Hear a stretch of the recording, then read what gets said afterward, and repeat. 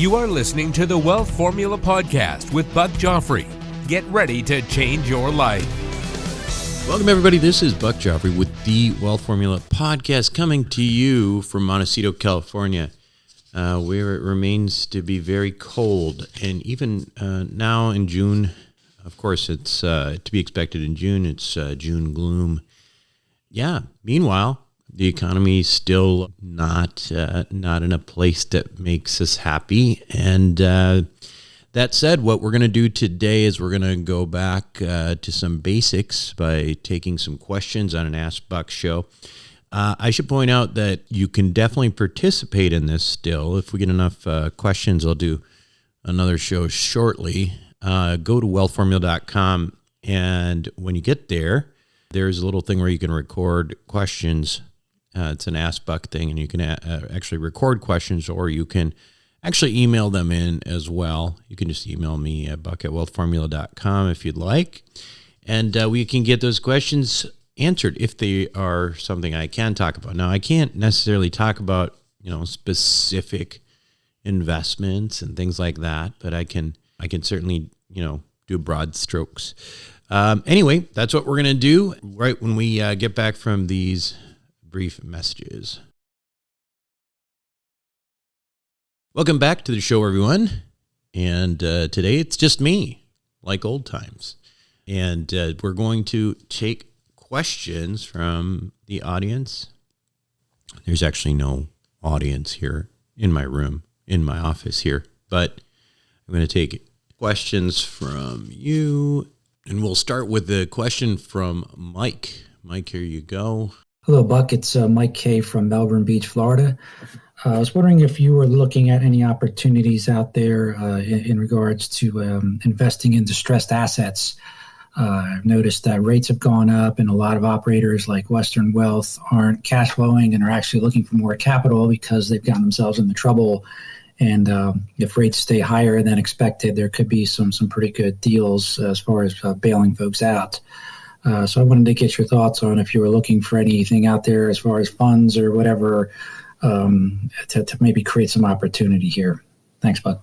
Well, thanks for the question, Mike. The answer, well, let's start with this. Obviously, there's a lot of distress in the system right now. Interest rates have gone up at the steepest slope in American history. And as you might expect, that has not been good for operators, particularly those who relied heavily on floating debt. And this is important, I think, to understand what's going on a little bit, because you might be wondering, why in the world would you use floating debt anyway?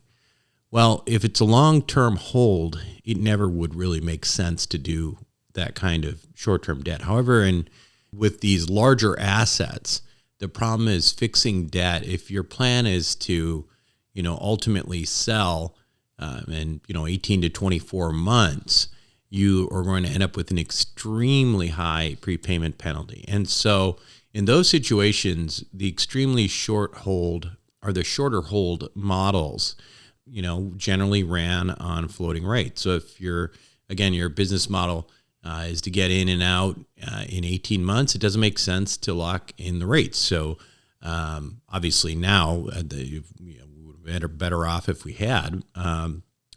But everyone has a plan until they get punched in the face, right? That is from Mike Tyson, not from me. But that's kind of what's happening across the board here, especially for floating rates. And as for looking into creating this fund, which maybe you call it a rescue fund or something like that. The answer, whether I think that's potentially something to do is, well, yeah, it's certainly something to consider, and I have thought about it. These are essentially these sort of preferred equity positions. Essentially, you become the lender, so there's not like any tax benefits or anything like that. But so, I have thought about this, but before doing anything like that, I want to make sure the economics make sense for everyone. Again, perhaps one of the most appealing parts of this fund might actually to be getting into some second positions and maybe be first in line if the property fails and or is distressed and needs to be taken over. But I really need to think about it because I also want everyone to have as much dry powder as possible, because again, it is no fun to be in this environment. And those people who are going to make money are going to be the ones that have like nerves of steel that, are okay to feel like, okay, I'm losing some money on one hand, but there's an opportunity to buy distressed assets on the other side. And that's where real money's made. And again, it's a psychological thing that happens in every cycle. And the key is to try to keep your wits about you and learn whatever lessons you have to learn and move on and deploy. I certainly am not one who has not learned from this experience myself. I absolutely have, and I think it'll make me a better investor going forward. Unfortunately, we're still in the midst of this mess right now. But anyway, bottom line is the answer is yes, potentially. I've thought about it, and I think like those kinds of preferred equity, essentially debt, being in the second position behind the main lender, that's potentially appealing. And certainly as an investor, I think it's appealing because essentially you're in a lending position. You're not in an equity position, so you're superior to the equity position. Hopefully that helps. All right, let's go on to the next question here. This one's from John. Hi, Buck. This is John Valentino. I listen to your excellent podcast every Sunday morning on my run walk and find them uniquely interesting and helpful amongst a sea of podcasts that aren't. Yesterday, you mentioned Terry Laughlin and your late in life swimming experience. I'm 68 now, and at 55, I decided to learn to swim. I researched all of Terry's stuff and ended up using a local swimming coach here in Fresno, California, who knew Terry and who had a lot of experience. He had me swimming, breathing, and flip turning very quickly. 4 years ago, when we visited Maui, I did a 2-mile ocean swim with some master swimmers. I now swim about 1.5 miles every Sunday with Rich, the swim coach that taught me, and I do that. I listen to your podcast. I'm sure we could get you swimming and breathing properly very quickly. Fresno's not too far from Montecito. Good luck with your swimming, and let me know if you'd like me to hook you up with Rich, the swim coach. Well, John, thanks for that. That makes for a lighter moment in this sea of despair. Ha ha ha. That's funny. Get it? Sea of despair. He's swimming. Anyway, for those of you who don't know what John is referring to, I'll just take a minute because, taking questions from all types of questions here. Back in 2016, I think it was 16, I listened to Tim Ferriss' podcast about how he spent his whole life trying to swim and unsuccessfully until he met up with a guy named Terry Laughlin, who taught his total immersion technique, or TI.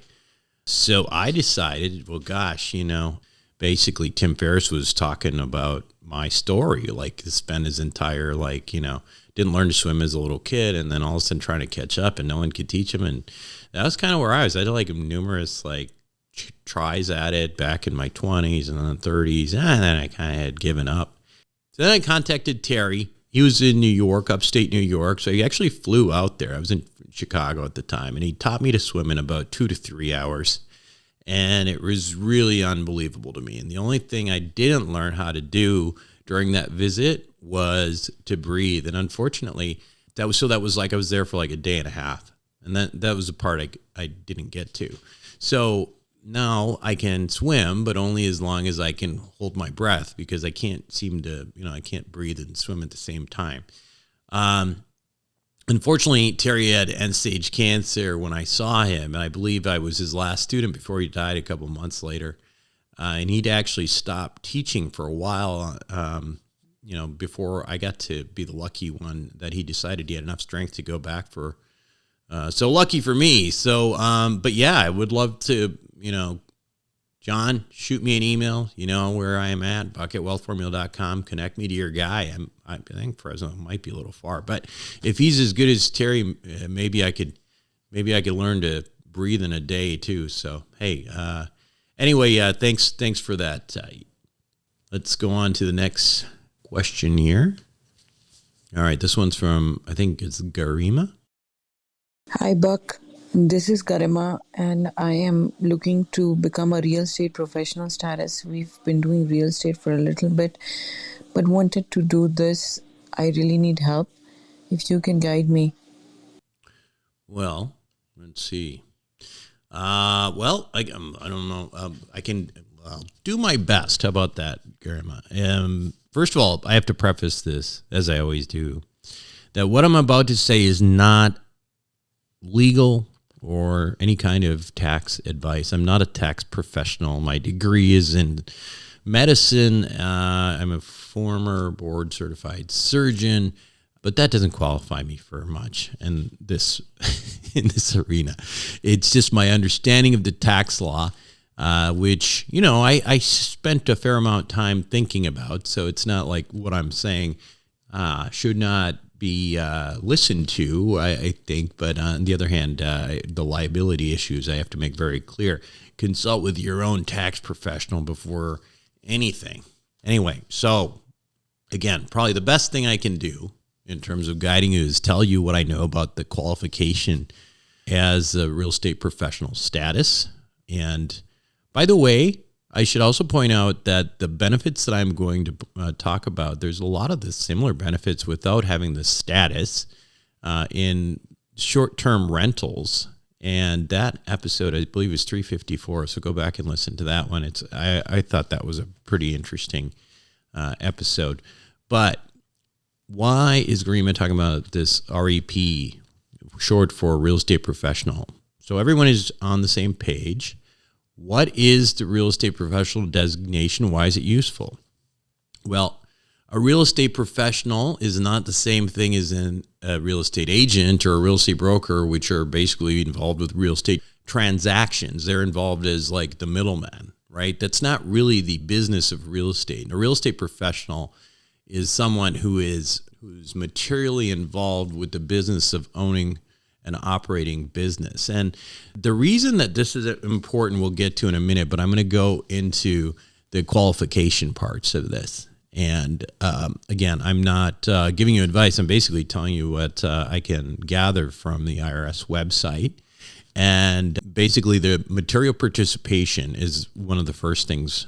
So you can't be a limited partner in a bunch of real estate and call yourself a real estate professional. You have to have some activities that are truly owning and operating real estate. I mean, you have to be involved in the management operations of your rental properties, right?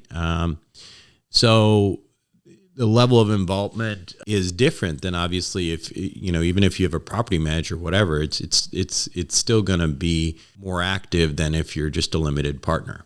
But another one of the things that you have to qualify for is you have to spend more than 50% of your total working hours in real estate activity. So in other words, if you've got a full-time job, you can't really qualify as a real estate professional.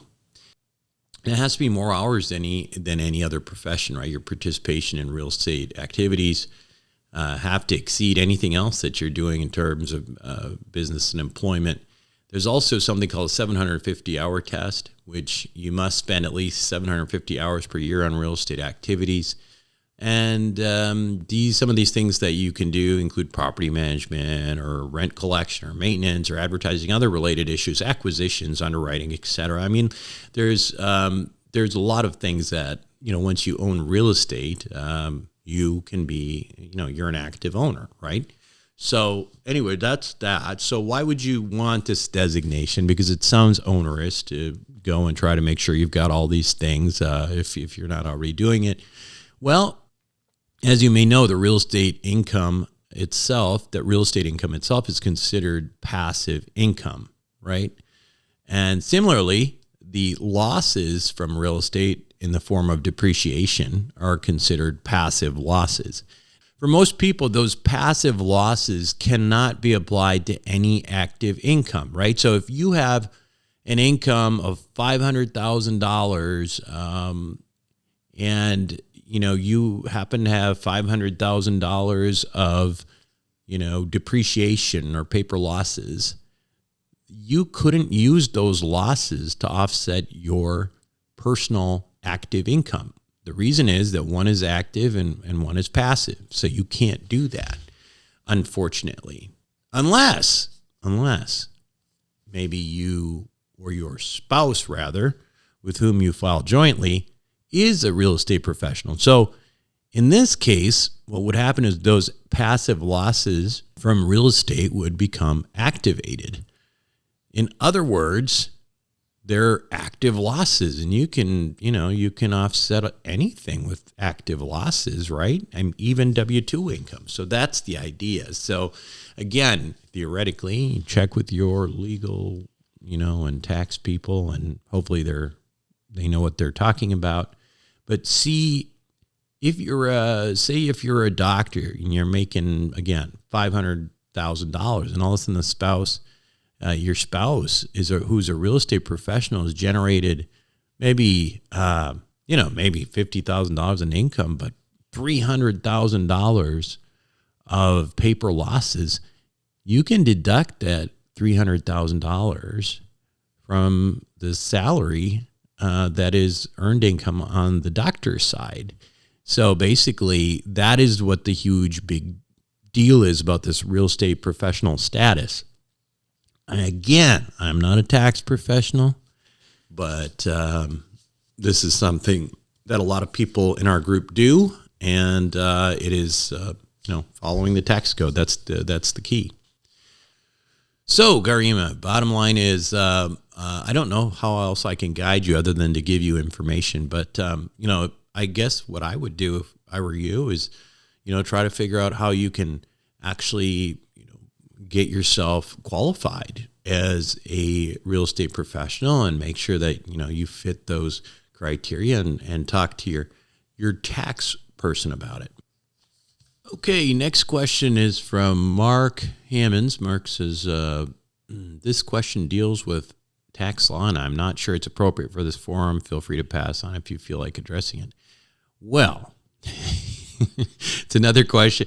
Well, you know how I feel about that. I'll tell you what I think, but don't take it as tax advice in any sort of way. But okay, so here's the question Mark's asked. He says, I'm a partner in an LLC that was formed for residential development. Our project is nearing completion, and this year I will take business income to be taxed at 20% LLC rate. I will receive income from the sale of raw land and taxed as long-term capital gains. I'm a full-time physician and not actively involved in the business of land development. Can I offset any of this income with accumulated passive losses? And he says, thanks, Buck, for all you do. Thank you, Mark. And, well, as you may have gathered from the previous question and the answer that I gave Garima, you are a full-time physician, my friend, and therefore you do not qualify as a real estate professional, and therefore you cannot use those passive losses against your active income as a physician, and you are stuck in that stratification of income hell, which is that you've got these great looking losses on the passive side and these great income on the active side, and you cannot do anything about it. So now, if your wife was doing this real estate stuff and qualified as a real estate professional based on the criteria I mentioned earlier, then you would theoretically be able to apply those passive losses to active income, and boom, all of a sudden you would have what it is you were hoping for. And anyway, but I do have people in our group who are literally, with that spouse setup. That's why I brought it up, right? Where they've literally had a spouse quit their job so that they can switch to real estate professional status. And although their cash flow may constitute a theoretical, pay cut from their job, the generated losses, paper losses, being applied to the larger active income stack there, in many cases justifies that, because they may make a total gross amount of income that's less, but because of those passive losses, they actually get to keep more. So that's a complicated answer to a simple question. In my non-professional opinion, Mark, you are kind of screwed. Can't do that. Anyway, all right. So the next series of questions is from Terry, and let's see. Let's start with the first one. He says, one, my understanding is there are U.S. dollars held overseas in the United States. What would be the impact to the value of the dollar if the overseas cash had to be converted to CBDCs, which is central bank decentralized coins? So basically the central, the decentralized dollar token. Well, I'm no expert on this, but from what I know, I'm not sure it would have a material effect on anything overseas, because as I understand CBDCs, it's a little more than using distributed ledgers instead of central ledgers for digital money, right? Because the thing is, you have to remember is that 90% of the US dollars are digital only already. They do not exist in the physical world already. So what difference does it make if it's on a single ledger or if it's on a distributed ledger? I'm not sure that it does. As I understand it, the idea would be essentially to make it into like a software update almost, right? Where the new digital currencies would be CBDCs. But of course, I could be wrong. And my understanding of the plan that the U.S. has there is, it could be wrong. I'm sure there's a larger plan eventually to use this as a way of maximizing tax revenues and tracking people's spending and that kind of thing. But in the short term, I don't really see how it has repercussions for money overseas. But if somebody knows of something that would cause that, certainly email me, but I don't know that. Okay, this question is also from Terry. He says, rising interest rates have had an impact on existing multifamily operators, and it seems like part of the multifamily model relies on interest rate value being lower than cap rates. That's correct. Combined with the multiplier effect of low cap rates for value-add projects. Do you see cap rates going up until interest rates come down? How high can cap rates go before the value-add model is no longer viable? Are rents still rising fast enough to offset interest hikes? Okay. So, yes, I do see cap rates going up. Remember, in order for debt to make sense, the interest rates must be lower than the cap rate. So if your borrowing rate is 5%, then your cap rate needs to be above that in order to have positive cash flow. Otherwise, you're amplifying your losses. That said, often, you may have seen in some cases operators buying things, and they'll consider buying things like that if there's an obvious thing that's going to drive up net operating income pretty quickly. But right now, we are seeing rising cap rates. Now, as for the value add model being viable, I would say that yes, the value add model is viable in all interest rate environments and with all cap rates. Because remember, folks, real estate was not, people didn't just start making money on value add. This has been around for some time, right? There are plenty of people who got rich off of value add real estate in the 80s despite double digit interest rates and double digit cap rates. So what has created so much distress in this system is not the absolute interest rates. It's the pace at which the interest rates went up. They're the moving goalposts. You see, every time you underwrite a property, you have to model in interest rates and reversion cap rates. And if rates are not stable, it's very difficult to underwrite. And that's why these real estate markets right now have been so illiquid. There really is no stable variables to underwrite with, right? Like you got to have the goalposts. You got to know where the goalposts are so you can play the game, right? Once you have that stability, though, you can underwrite again.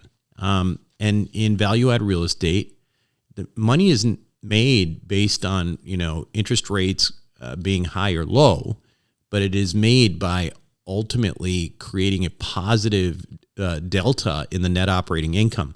And that can happen in all interest rate and cap rate environments. So I don't see it being an end of value add real estate at all. In fact, one could argue that if you're, say you're buying real estate, which hopefully we are in the fall, and you're getting great deals on it, and the rates are high, but the numbers are making sense.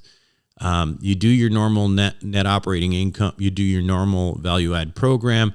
You tried to increase NOI, your net operating income, and you get lucky. And by the time you're ready to sell, interest rates have actually come down. Well, in that case, you're going to actually probably get, more for your property than you would otherwise if rates were stable. So I actually don't see this as something that is ending anything. In fact, I think those who, again, take advantage of a higher rate environment and buy into, assets that make sense at high interest rates could seriously make money in the next, several years. So let's see. And the last question from Terry is, what are your thoughts on portfolio allocation between real estate, stocks, cash value, insurance, gold, crypto, and cash? Well, I might not be the best person to ask about portfolio allocation because I think my portfolio would make most money managers faint, right? I'm about 75% real estate, maybe 5-7% crypto, mostly Bitcoin and Ethereum. And the remaining investments are things that I believe are uncorrelated. And you start with that for the most stable thing. As you know, I'm a big fan of cash value life insurance, in part because, man, it is so stable. I mean, seriously, it is incredibly stable. And if you look at the environment that we're in right now, it makes you, again, think you should be buying more cash value life insurance. It's extremely stable. And this is why it was such a big deal during the Great Depression. People who lived through the Depression, they had like no faith in anything except for cash value life insurance, which is what they were buying. But anyway, I think in particularly, I'm talking about these strategies that we're calling wealth formula banking or various leveraged IULs, wealth accelerator, things like that. So there's that. I'm also obviously into other things that we have in our group. We're involved with like ATMs, which, don't seem to have much correlation with the economy per se, because people who use that still need it in good times or bad, and did well even through COVID.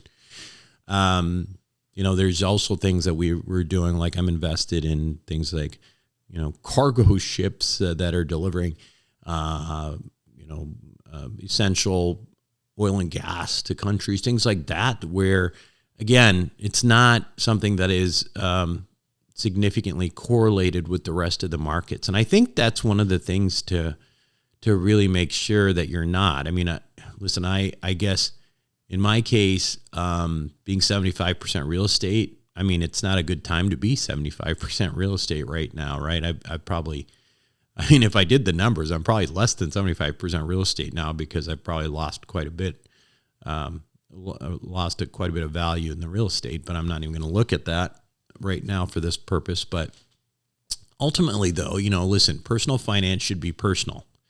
I don't own stocks, although I'm not against stocks. I'm just, not a guy who really owns stocks except for some big, really, asymmetric plays in the energy space, through Marin Katusa and things like that. I don't own any physical gold, although, again, I've talked about possibly wanting to do that. I don't really want to right now, but I'm hoarding cash right now because I think there's going to be tremendous buying opportunities in real estate with distressed assets. And I think that's going to be the name of the game in Q4. So, but again, I do not think it's a good idea to listen to me about portfolios. I think it's, if you want those kinds of things, that you probably should, talk to others, talk to, RIAs, things like that. But to me, again, personal finance is really personal. And for me, I'm pretty aggressive on some of the things that I have a lot of belief in. So, okay, well, I guess that's my last question.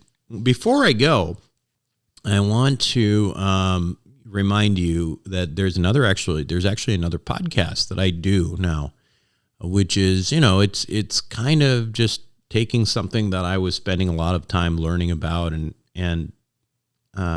trying to process myself and turning it into another show so that I could share with you. The show is called Sapio. SAPIO. You can find it on pretty much all of the ways that you find this show. And hopefully on YouTube soon, too. We haven't quite gotten to YouTube, I think. But the show is, I think, very interesting because, we talk about wealth on this show. But, I mean, what's more coveted than, actually having health, because then your wealth is actually useful. So a lot of Sapio is really about various types of longevity and wellness type stuff, the science that we know out there. Really interesting stuff to me, and would love for you to check it out. Again, it's Sapio with Buck Joffrey. Check it out and let me know if you like it. Give me a positive review.